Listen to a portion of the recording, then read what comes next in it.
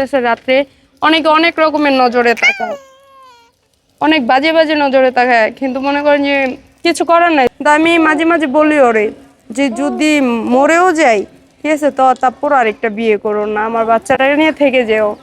মানে আমার কোনো চিন্তা ভাবনা নাই। আর যারা বলেন ভাইয়ারা, এটা ঠিক না, কারণ আপনারা দেখতে থাকেন শেষ পর্যন্ত। মানে যখন বুড়া বুড়ি হয়ে যাব তখন একটা ইন্টারভিউ দিয়ে দেখাই দিব যে আমরা কখনো ছেড়ে যাই নাই। হ্যাঁ, ওর পড়াশোনা আমার চেয়ে ভালো আছে। আর এই যে কমলাপুরে যে থাকি, ভাইয়া বিশ্বাস করবেন কিনা জানি না, কিন্তু ওনাদের নাম বললে আবার বলে যে তোমরা আমাদের নামে ভিডিও ছাড়ছো কেন, এসে আবি যাবি। তো ওনাদের নাম বলার দরকার নাই। এখানে মনে করুন ওনাদের ডিউটি এটা কাঙালিদের উঠায় দেওয়া, কারণ ওনাদের তো উপর থেকে চাপ আসে। তো ওনাদের উপর থেকে চাপ আসলে ওনাদের কিচ্ছু করার থাকে না, আমাদেরকে ওনাদের উঠাতেই হবে। তো ওনারা অনেক সময় কি রাত্রে এসে উঠায় দেয় বাচ্চা। আমি আবার বলি যে ভাই বাচ্চাটা ঘুমাক, আমরা উঠে যাইতেছি। তো আমার বাচ্চা ঘুমায়, ওনারা বলে আছে বাচ্চাটার এক সাইড করে শোয়া রাখো।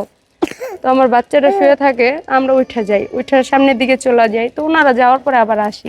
তো অনেকে আছে কি জানেন, ওনাদের ছাড়া অনসার ছাড়া অনেকেই আছে মনে করেন যে বিভিন্ন রকমের মানে ঘুরতে আসে, এই করতে আসে, ওই করতে আসে, রাত্রে অনেকে অনেক রকমের নজরে তাকায়, অনেক বাজে বাজে নজরে তাকায়, কিন্তু মনে করেন যে কিছু করার নাই। তো কারণ এটা রাস্তা জগৎ, কি কমু, ও বাসা নিয়ে থাকতে পারো না, তোমার বাসায় তো কেউ দেখতে যায় না, এরকম বলবে। তো অনেক রকমের অনেক সমস্যা এখানে পোয়াইতে হয়, কিছু করার নাই। তো খারাপভাবে দেখি, নিজের কাছে খারাপ লাগে, কিন্তু বাধ্যতামূলক, কিছু করার নাই। তো ওরকম উপার্জন করতে পারি না, ওরকম বাসায় নিয়ে আমার কোনো রাখতেও পারি না।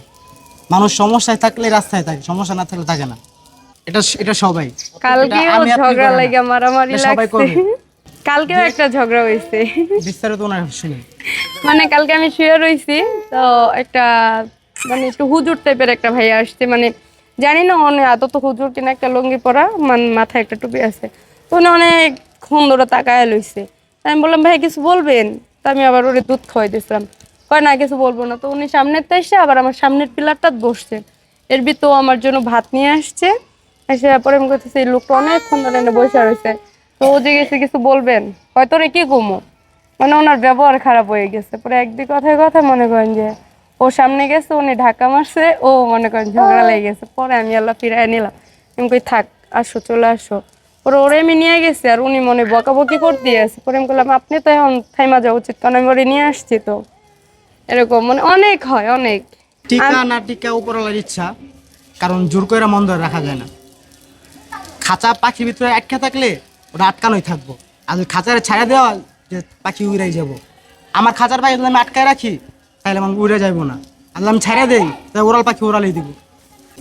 ভাইয়া আমার মনে হয় কি যে আমি এই জিনিসটা দেখছি ফ্যামিলি ভাবে যারা মনে করেন বিয়ে করে কিংবা রিলেশন করে বিয়ে করে ঘরে তোলে, তাদের বউ বেশি দিন থাকে না।